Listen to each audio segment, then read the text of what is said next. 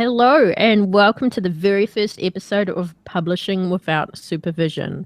And you thought I was going to say Publishing Without Pants, but I haven't done that yet in 2017.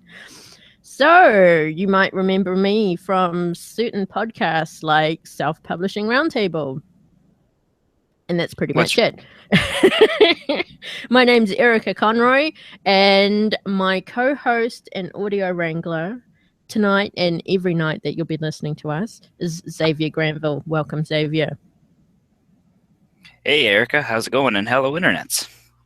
Yes, it's going great. What an excellent start to 2017. I mean, aren't we so glad 2016's just out of here? Yeah, I'm very happy. It's so far no one important has died as far as the celebrity list goes. So, hey, fingers crossed, right? I was really hoping that if anything, 2016 would just throw us a bunch of celebrity deaths just within the last 2 days, just to get it over with, just clean shop. Well, we did lose Chris. What was his name? Favar Mulcahy from MASH. That was we did. William Christopher. That was it. Yeah. Yes, you're right. There was someone I saw. We did lose at least one yesterday. So that was, yeah. What do you expect from 2016, the most brutal year for celebrity deaths yet, or at least that within public memory? And let's be honest, public memory is pretty hazy these days. It's pretty short too. Yeah, exactly. Short and hazy. Okay, so maybe we should start by explaining what the hell this podcast is about, and then going. What the hell is this?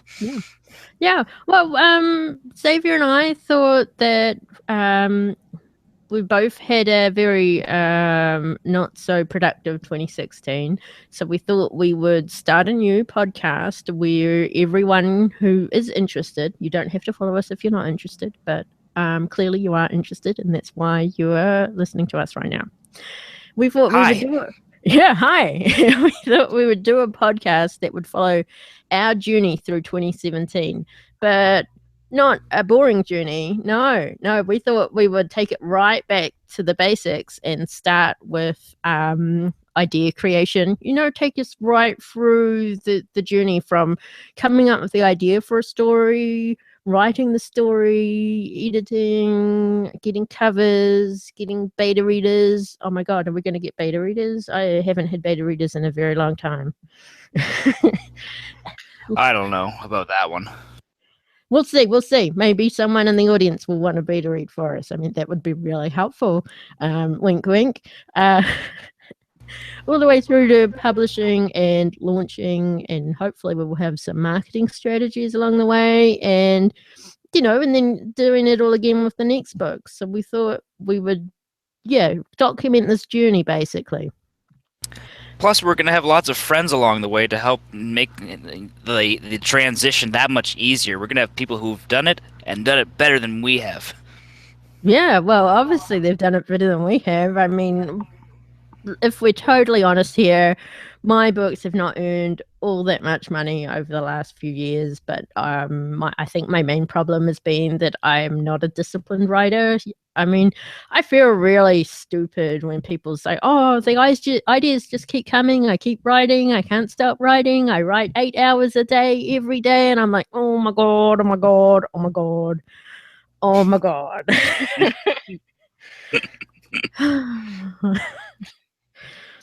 Whereas I'm kind of the opposite, where I have a billion ideas coming in, but I never get them down on paper.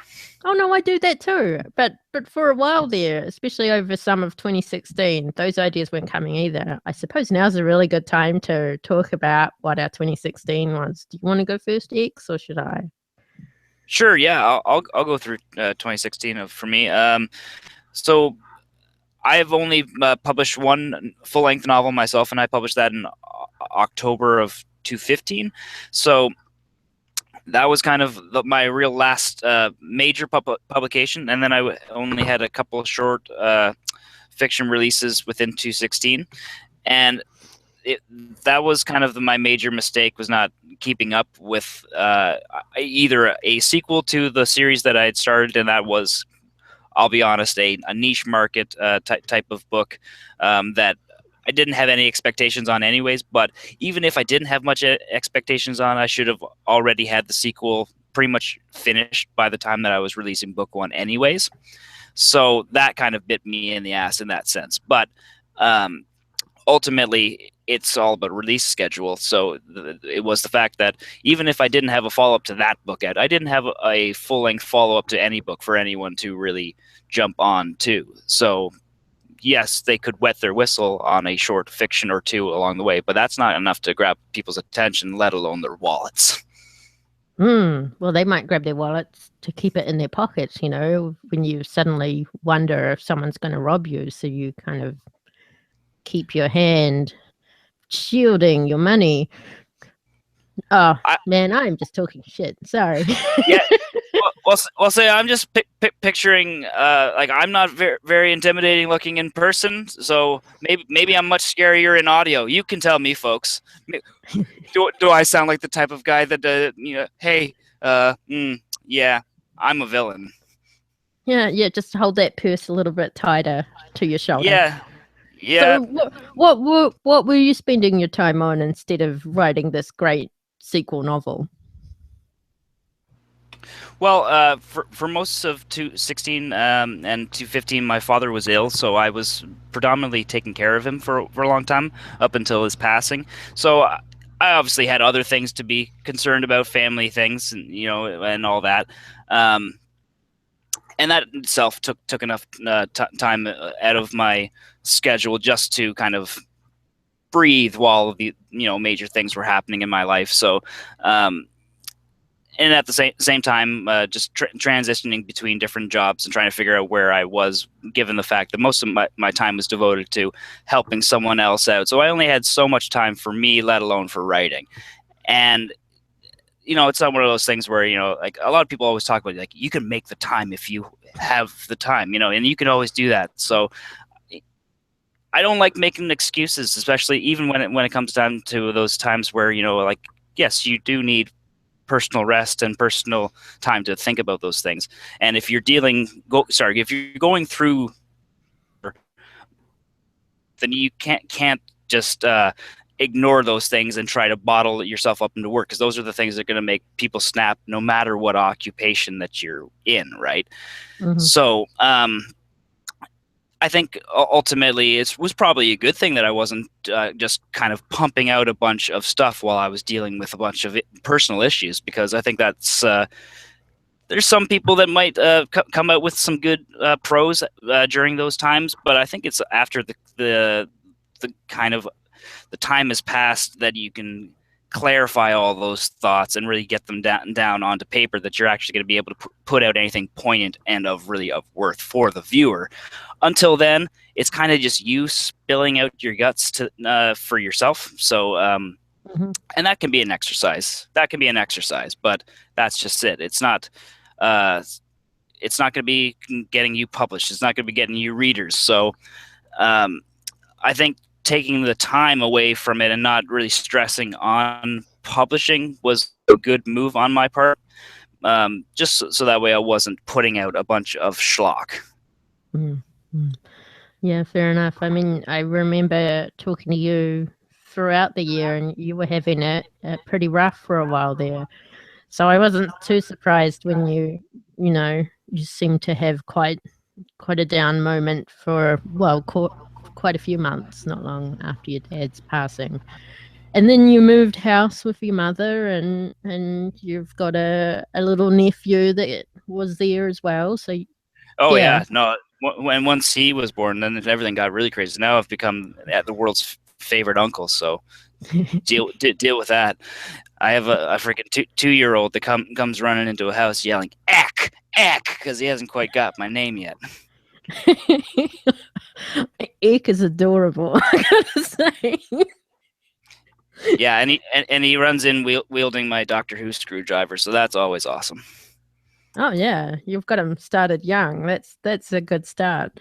Yeah, I can't get him off of the Paw Patrol though. We'll see. That's all what all the kids are into nowadays. Paw Patrol. Any parent listening is like, yeah, I get it. Yeah, I'm glad I don't have to deal with that. Yeah, My youngest relative is 10, so that's great. perfect. I'm getting him into Okay, Dungeons and so Dragons and stuff. So yeah. yeah, D&D is great. That's one thing I definitely was doing a lot in 2016 as well, because I wasn't writing as much. I took part a lot in role playing with a local group and some online games as well. And I thought that was a lot of fun. I'm not really much of a gamer per se, Mm. but I'm a storyteller, so it definitely was a fun exercise, and it's able to kind of keep me creative.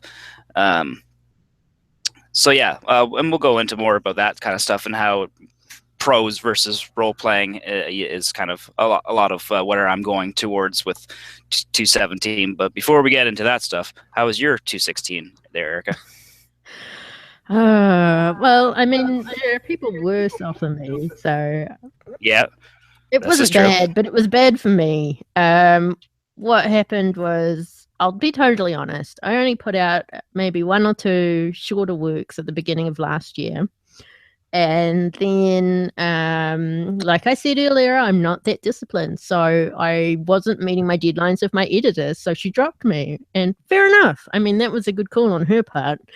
Because, you know, she'd set aside this time to help me and edit my stuff. And I don't front up with the work. And she's got this big gap of time she can't fill at the last minute. And I don't pay her in the end. So she dropped me.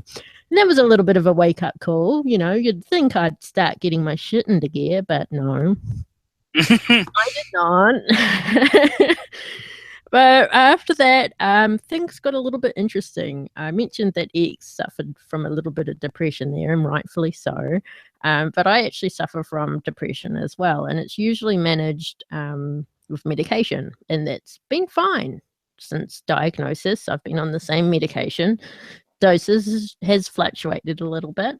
But there was this lovely, wonderful time earlier in the year when New Zealand's pharmacy supplier basically said, whoops, we've run out of migraine medication in the country. There is no migraine medication in the country, and our only one supplier for migraine medication is got a backlog. So we'll be going a couple of months without migraine medication. Shit. I did not want to go without migraine medication for a couple of months. I'm sure other migraine sufferers out there will totally understand how debilitating suffering from a migraine can be. So a friend said that her antidepressants also treated her migraines. So I thought, this is excellent. I can change my antidepressants and it will have this added side effect of treating migraines at the same time. So I talked to my doctor. My doctor went, okay, we'll try it. And we did. And worst mistake of my life ever. You know how every medication has a side effect? Well, I ran into this medication side effect, and let's just say it scared my husband. I went from, you know, what you see here, nice, calm, talkative, ordinary, you know, well put together person, to a raging roid raging. I basically called it roid rage. Suddenly erupting in violent emotion. I was throwing things. I was screaming. Shampoo was sprayed all over the walls. It was fucking nuts. And at the time, I didn't care because, you know, apparently the medication side effect was not caring as well. So for a couple of weeks, probably longer than I should have, it took me to get back to the doctor. And I said, look, this is making me go nuts. And my husband is living in fear. She went, oh, well, we'll change you to something different. You got to remember, when you come off an antidepressant, you have to slowly wean yourself off and then slowly come back again with the next one. So this wasn't taking weeks. This was a process that was taking months. Yeah. And I was like, okay, well, we'll try this other one that she's recommended, which is somewhat similar. But this time I didn't get roid rage, which was great. This time I was a bit numb, you know? Some stuff just leaves you numb and you just basically go through your day and that's it. I wasn't thinking imaginatively. I wasn't being creative. I was sitting in the shower and thoughts were not coming, and thoughts always come to me in the shower. So this one again took me a wee while to realize something was wrong, because you don't notice these things are wrong when it slowly sneaks up on you. And I finally went back to the doctor, and they went, look, just go back to what you were on originally. I was like, oh, you sure? And by now, there was migraine medication in New Zealand, so that was great. I was like, okay, cool. So I got back on it, and I got my migraine medication, and everything's been fine. And you'd think that would get me my shit back into gear, but you're wrong. Because once you've stopped, it's really hard to get started again, isn't it? I mean, once you start, that's it's real thing. But it's the starting that's really hard. So I was like, okay, well, I'll just do other things that are related to publishing. And it's when the program started coming out, and I generated some other alternative income. So I was, not being a total burden on my husband. And then always good. And then the other month, one of my very closest friends and biggest supporters, basically, for writing died. And that kind of put things into perspective. I mean, he was the same age as my sister and the same age as my husband, so it was a little bit depressing. I mean, we all knew he would die probably sooner rather than later because of his condition. His condition, yeah. But it was. I've lost grandparents, and I only cried at the funerals, But this friend, I was just within minutes of being told by his mother. His mother actually phoned me and told me, and she was already in tears. I mean, I don't know how many phone calls she's had to make before she even got to me, but yeah. But this one really hit me hard. So I started thinking. Sorry, you were going to say something, Kinks? Nope, go on. Nope. So I started thinking, well, life is short, obviously. Do I really want to keep making the self-publishing roundtable? And do I, and keep going on like how I'm going? And I decided, no, I'm actually going to do shit. And it didn't happen immediately that I'm going to do shit because, you've got to grieve and start planning.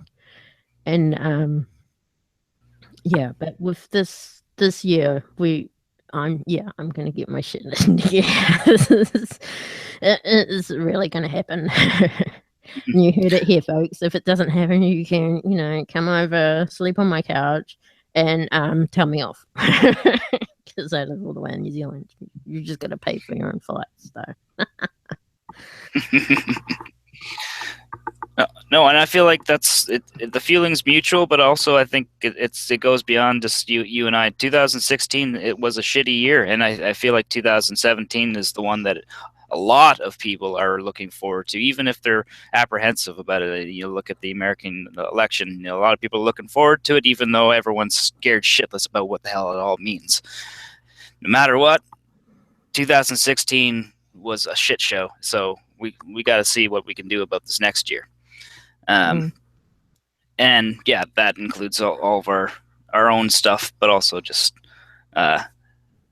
helping out as much as we can with everyone else around us, because that's what the writing community is here for, and that's what every community out there is for. Everyone's in on this together, and it's because we all kind of go through all of these same issues at different times in our lives that we all have to kind of bear that in mind. Everyone's going to be going through a lot of stuff in their lives, and over the course of a year, holy shit's a lot going to happen. And 2016 was ridiculous.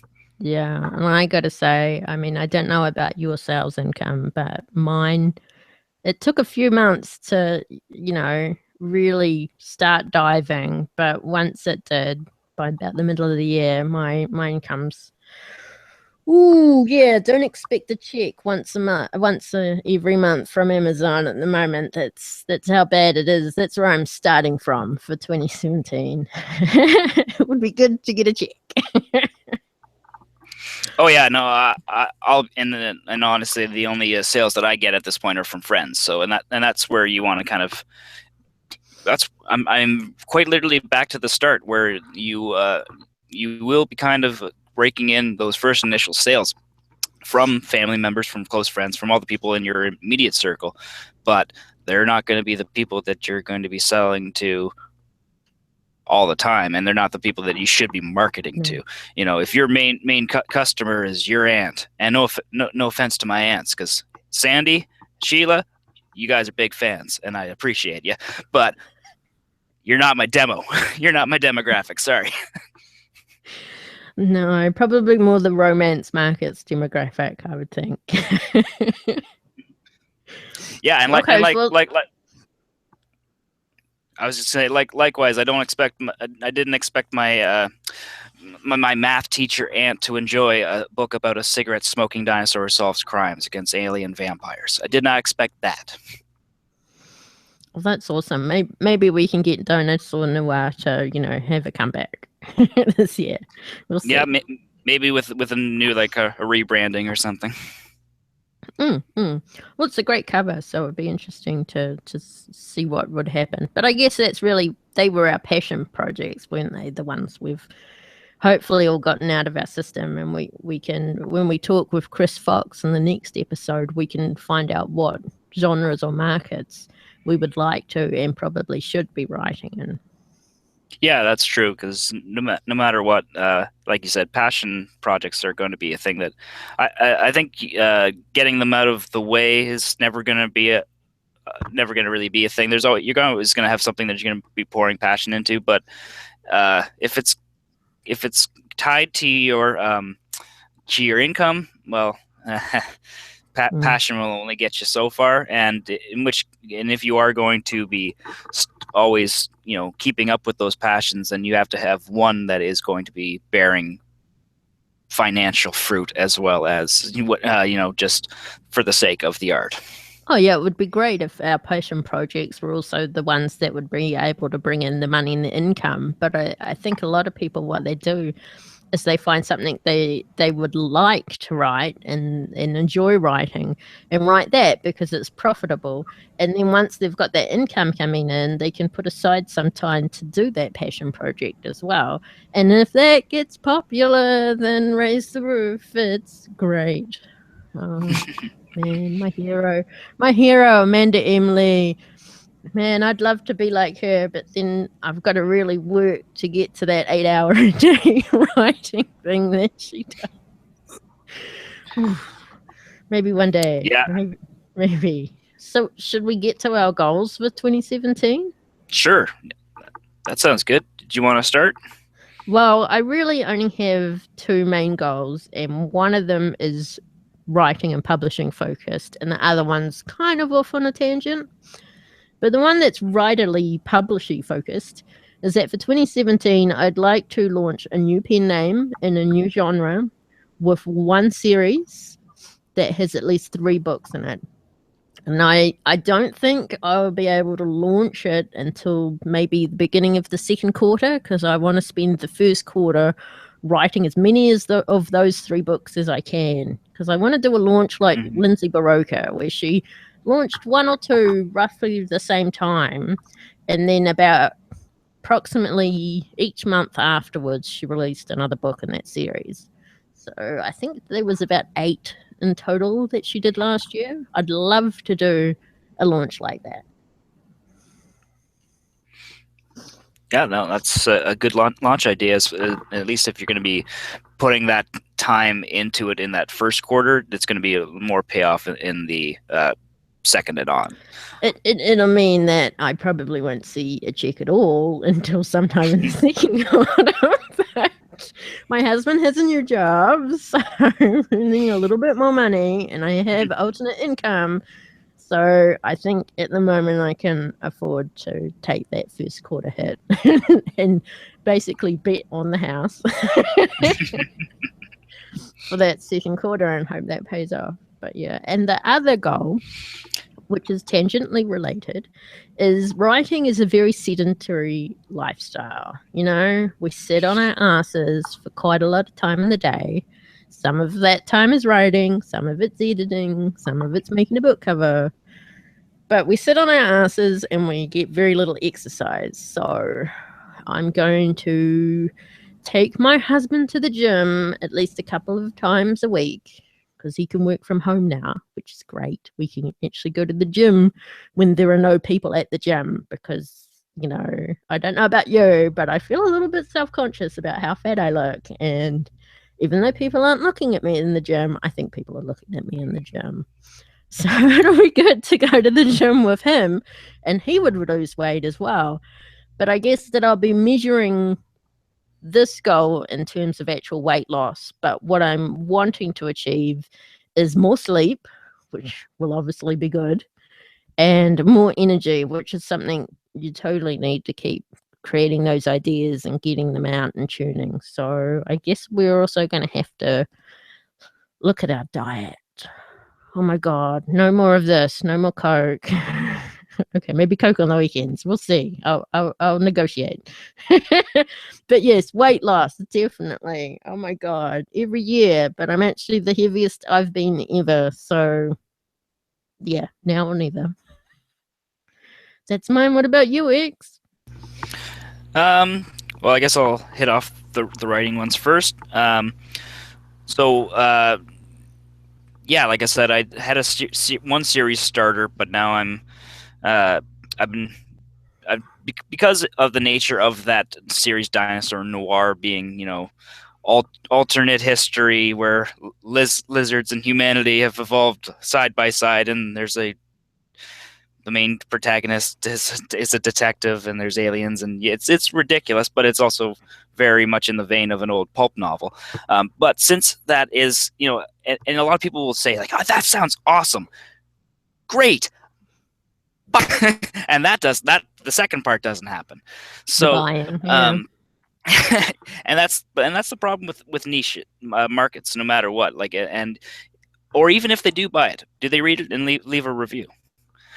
It might be enough to grab their attention because of the concept, but they're not going to be following through on it. And I have, for every friend that I have that's bought it, I have 2 friends that have bought it and haven't read it. So, and that's not out of, you know, not wanting to read it. It's just, hey, I only bought this because it looked awesome, and it's now just a cool trophy for my shelf. Oh, they actually bought the paperback? Oh my God. Yeah, most of the people that are my friends wanted the paperback because they're like, and I'm in Canada, so we have Kobo up here, and Kindle is very, it's some people have them, but not many people do. So the ebook market it's here, but it's nowhere near as big as it is in the States or in other places in the world. So, yeah, the paperback is still king in Canada. For sure. Wow. It's such a pretty cover, so I can understand why your friends would like it as trophies. I mean, that's got to be a conversation piece if it's left out on the coffee table. Well, and it's the only reason why I put that much time and effort into it. Fair enough. Fair enough.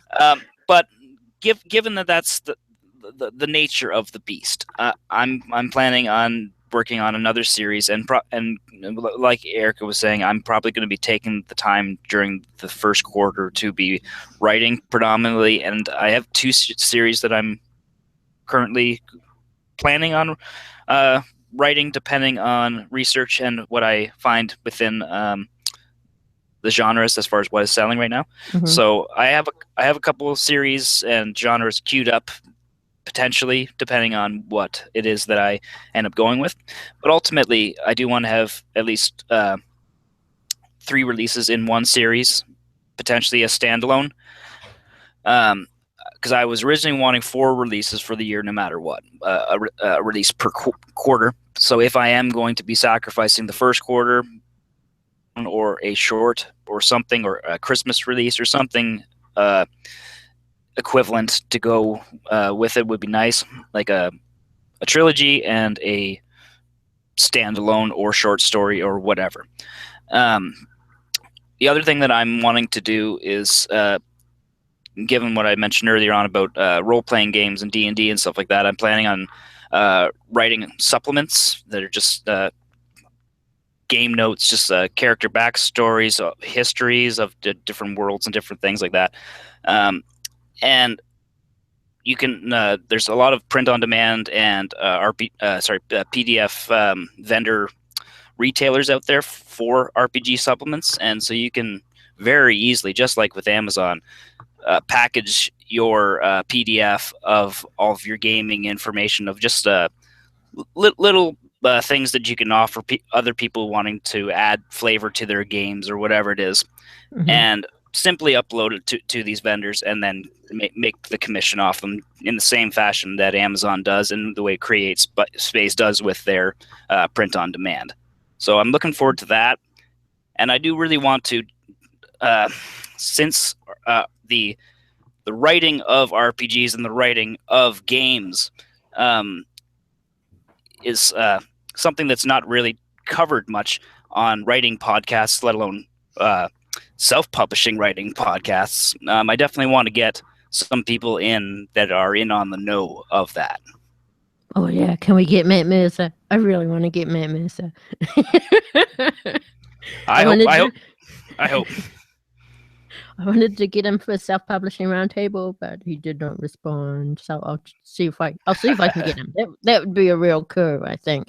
For those who have no idea who we're talking about, Matt Mercer is a voiceover actor who you might recognize from Overwatch, that he plays McCready, and he does various other voices in anime, well, the English voices obviously in anime and other shows like that. But he also runs a D&D campaign, a weekly one that's televised on Twitch with some of his voiceover buddies.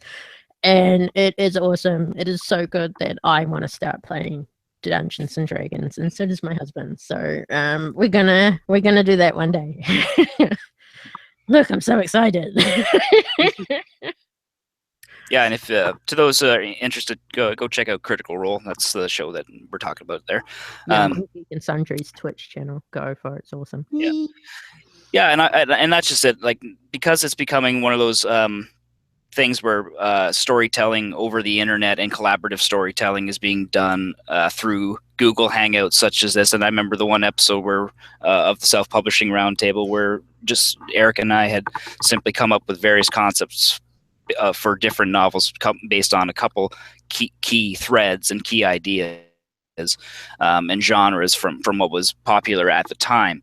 And that was one of our higher ranked episodes, and it's just kind of goes to show like what a lot of people are interested in nowadays, is that you're seeing a lot more of that storytelling and just interested in storytelling, not only just as like a hobby nowadays, like the gathering around a fire or playing D&D type of a thing. That no longer is just being like a game or a community or a type of activity amongst people. It's also becoming entertainment, and that's a very interesting paradigm nowadays, where you're seeing these games that people have been playing in their basements for years are suddenly becoming shows that thousands of people are watching on YouTube and Twitch and all these things. So it's literally taking the people, the nerds, out of their basement and putting them on display as being the gallant heroes that they see in their minds. So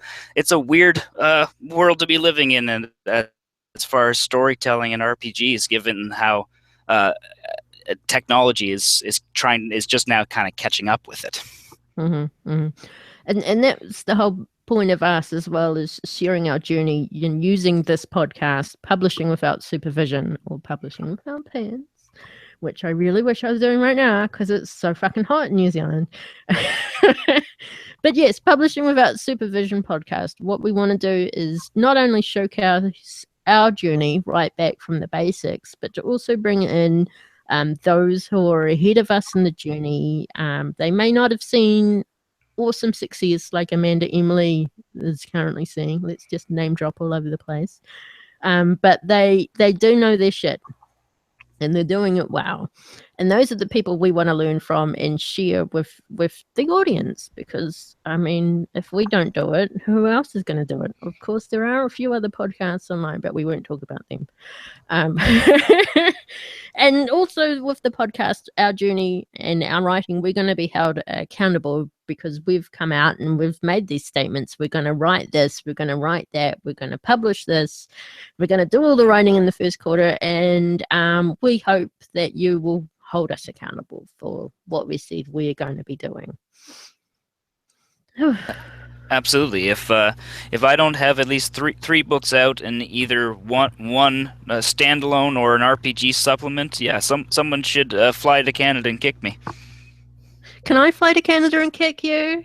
On your dollar. Awesome. On your dollar, absolutely. Yeah, on my dollar, which isn't that great, but that's better than. Now you got something. You got something to work for now, right? Yeah. I save up the money, but from all my writing, and come over and kick you. But that assumes you haven't done the writing, so it assumes that only one of us is going to succeed. God, I hope I succeed. or maybe that's just it. We're just trying to succeed, so that way we're not the one that's getting our ass kicked by each other. Yeah. What? Well, if we both have to kick each other's asses, let's meet somewhere in the middle of the world and do it then. We may even televise it. Who knows? Okay, well, we've gone really long. First episodes for you, and introduction episodes for you. Yeah, but we will be pre-recording all of these episodes, and we're aiming for a half an hour long for each one. The beginning of each month, we'll be doing a monthly update, which will be us updating you, the audience, and our taskmasters with the WIPs, to see what we're up to, what issues we may have encountered in the past month, what we've learned from our guests, what we've implemented from them, and what we haven't used, or what we tried and didn't work for us, that kind of thing. And we'll talk about how we're shitting ourselves because whatever, or how we're feeling really good because we finished that chapter, or whatever it is. And then the next couple of weeks will be interviews with other authors or other service providers. We aim to try and get one author a month to come in and talk to us about genre, and not just about the genres that me and X are going to write about, but as many genres as we can think of. That might include Impreg for Krishan who's listening. Or it might not. We'll see. And then the last Monday, because we'll release every Monday, the last Monday of the month, we will have special guest Zoe York come on and do the indie publishing news roundtable discussion with us. And we'll hope to go for half an hour there, but I bet we won't, because she'll probably go on some random rant about something and wanting to punch someone in the dick or something. We can only hope. Yeah, and I tend to get pretty angry when it comes to the news anyways as well, so we'll see. And we'll see if it's anything like the news we heard or experienced, some of us, especially if you've been scammed firsthand, how wonderful that might be in 2017. Let's hope people do not get scammed in 2017. I'm sure it'll happen, unfortunately. Let's just tap our shoes together. We will not get scammed. We will not get scammed. Oh, so if I think about it, I have actually released more books last year than I realized, because I forgot to include the multi-author book bundles that I was in, including the one where I was also scammed. Yay! I think I must have blocked that from my mind. I don't know why. Now it's back. And I'll blame X because he's there. So why not? It's what I'm good for. Okay, so X, before we wrap up, where can people find you on the internet? You can find me on Twitter at xgranville. You can find my website at theideapool.org. You can find me on Facebook and other social media sites. And otherwise, if you wish to drop me an email, it's theideapool@gmail.com.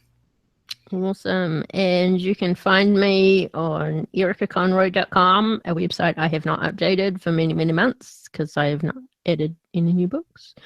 I'll update it soon, I promise. I'll make it a goal for next month's update.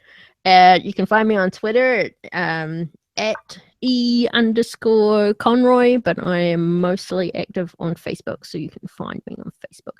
Please like the page, though. Oh, no, screw it. Don't like the page. I won't post anything there. See what we've got to do for 2017 to get our shit sorted. So much. Mhm. We are basically writing and publishing noobs all over again. Anyway, this Once podcast. again. Anyway, this podcast website is pwspodcast.com, and that's publishing without supervision. Gosh. And X, how should we end tonight? Au revoir, internets. I'm Erica Conroy, and he's Xavier Granville. It's publishing without supervision. Good night. Good night. Seattle.